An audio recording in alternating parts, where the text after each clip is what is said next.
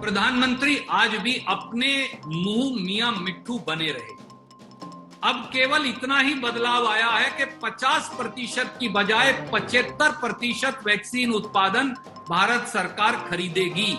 मोदी जी ने यह अभी भी कर दिया कि 25% वैक्सीन प्राइवेट सेक्टर खरीदेगा। सुप्रीम कोर्ट की डांट खाने के बाद केंद्र सरकार होश में आई है, अपनी कुंभकर्णी निद्रा से जागी है और फाइनली केंद्र सरकार ने सुप्रीम कोर्ट की डांट खाने के बाद अब ये कदम उठाया है। इस कदम का स्वागत है। देर आए दुरुस्त आए। 25% प्राइवेट सेक्टर के लिए उपलब्ध करा दिया। ये नागरिक जाने, अगर वो प्राइवेट में लगाना चाहते हैं तो एक अलग व्यवस्था उनने कंपनियों के लिए कर दी है कि वहां से खरीदो महंगा, और जो महंगा लगाना चाहें निजी संस्थाओं में वो लगा लें। लेकिन ये भी मेरे हिसाब से कम होना चाहिए।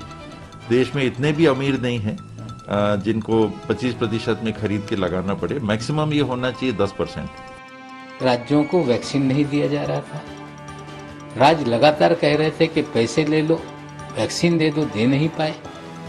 और सबसे बड़ा सवाल सुप्रीम कोर्ट ने खड़ा किया कि आपने 35,000 करोड़ रुपए केंद्रीय बजट में पार्लियामेंट से मंजूरी ली, तो पैसे कितने खर्च हुए?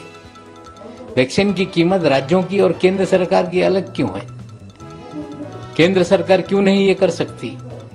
जिस तरह से आपत्ति जताई गई, केंद्र सरकार को एफिडेविट सादर करने के लिए कहा गया, उसी को लेके प्रधानमंत्री जी ने निर्णय लिया है